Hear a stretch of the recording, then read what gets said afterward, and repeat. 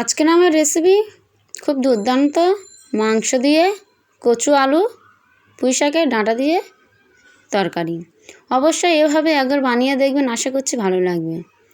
পুরো ফুল রেসিপিটা দেখবেন, আর ভালো লাগলে লাইক শেয়ার কমেন্ট সাবস্ক্রাইব করে পাশে থাকবেন। ফেসবুকে দেখলে অবশ্যই ফলো করে দেবেন। তাহলে চলুন শুরু করা যাক। প্রথমে একটা জায়গায় আগে থেকে মাংসগুলো কেটে ধুয়ে রেখেছিলাম, তার মধ্যে অ্যাড করে দেওয়া হলো পেঁয়াজ কুচি কিছুটা পরিমাণ, সাথে আদা রসুনের পেস্ট পরিমাণ মতন। তারপর দিয়ে দেওয়া হলো হলুদের গুঁড়ো,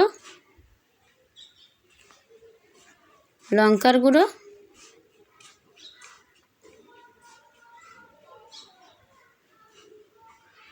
লবণ পরিমাণ মতন, সাথে কিছুটা পরিমাণে তেল দেওয়া হলো।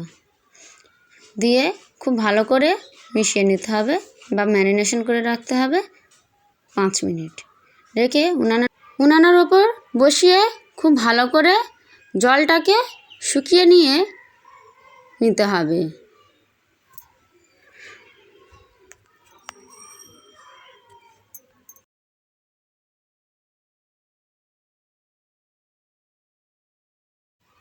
খুব ভালো করে ঝোলটা শুকিয়ে গেলে ওর মধ্যে দিয়ে দিতে হবে জিরে মরিচ ধনিয়ার গুঁড়ো আর গরম মশলার গুঁড়ো, দিয়ে খুব ভালো করে কষিয়ে নিতে হবে।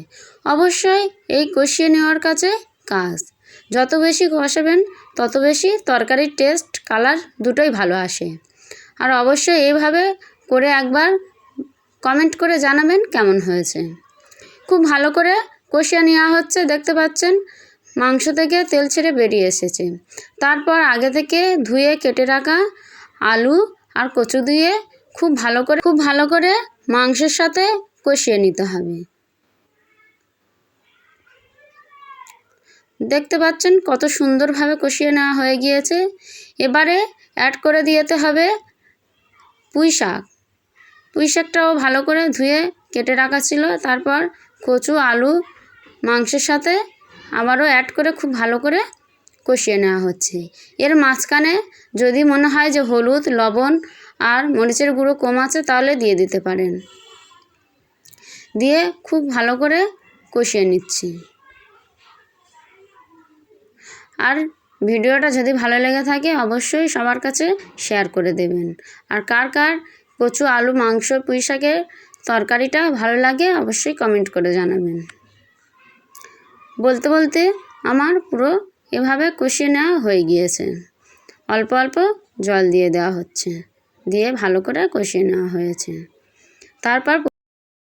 তারপর পরিমাণ মতন জল দিয়ে ঢাকনা বন্ধ করে উনানের ওপর বসিয়ে খুব ভালো করে ফুটিয়ে নিতে হবে। অবশ্যই এটা একটু জলটা বেশি দেওয়ার চেষ্টা করবেন। জলটা বেশি না দিলে তরকারি হয়ে গেলেও একদম ঝোল শুকিয়ে যাবে, খেতে ভালো লাগবে না। কচু দিলে ঝোলটা বেশি দিতে হবে। ঠিক এভাবে একবার চেপে চেপে দেখবেন হয়েছে কি না, সিদ্ধ হয়েছে। আমার পুরো তরকারিটা রেডি হয়ে গিয়েছে। উপর থেকে জিরা মরিচ ধনিয়ার গুঁড়া ধনেপাতা দিয়ে একদম 5 মিনিট দমে দিলে তৈরি হয়ে যাবে আজকের রেসিপি। অবশ্যই এভাবে বানিয়ে দেখবেন, আশা করছি ভালো লাগবে। 5 মিনিট পর এর কালারটা দেখবেন কত সুন্দর, তেলগুলো উপরে উঠে এসেছে। ধন্যবাদ সবাইকে পুরো ভিডিওটা দেখার জন্য। 5 মিনিট পর দেখতে পাচ্ছেন ঝোলটা কত পরিমাণে কম হয়ে গিয়েছে।